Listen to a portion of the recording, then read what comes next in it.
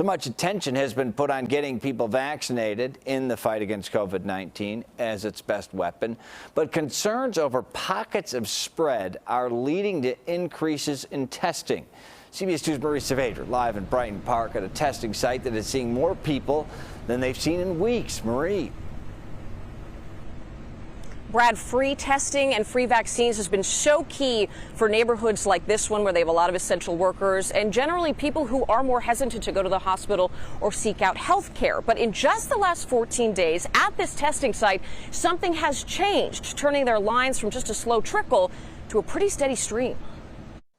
They are some of the most striking visuals of the last year of this pandemic. Lines blocks long, full of people wanting free COVID tests. Today, most of those places have closed, and those still open have downsized. But they are noticing a change of the tide here at Esperanza Health's free testing site in Brighton Park.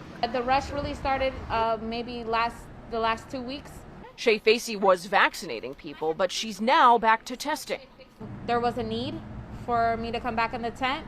That need is coming from concerns over COVID variants and is reflected in Esperanza's numbers. A few weeks ago, they tested about 30 people a day for COVID-19. Last week, they averaged 60. On Monday, all 70 of their appointments were gone by 11 a.m.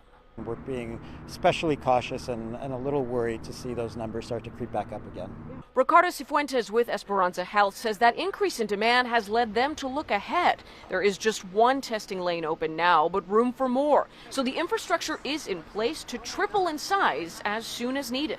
It would just be a question of getting the staff, scheduling them, opening the schedules, and start booking patients. Beyond community testing sites, pharmacy testing can be harder to come by too. We looked at CVS this afternoon and struggled to find any same-day rapid testing anywhere in Chicago. Same thing at Walgreens, where we found just a few PCR tests, which take longer to get results, available next day. So if you're getting tested, it may be a longer wait or farther drive than you'd like, because demand, like the case numbers, is going up.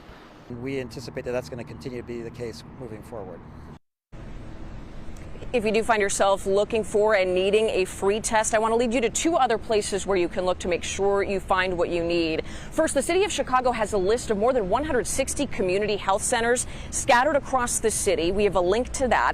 And also the state site, which has a list of its mobile sites, its static sites that are still open. Granted, they're not as large, but they're still there. Plus pharmacies where you can find a free test. All of that under this story right now at CBSChicago.com. In Brighton Park, Marie Saavedra, CBS 2 News. And we are tracking when and where people in Illinois are getting vaccine. Grab your phone, take a picture of that QR code on your TV screen. It will take you directly to the vaccine tracker on our website. There you can find how your zip code, your county, and others stack up against the rest.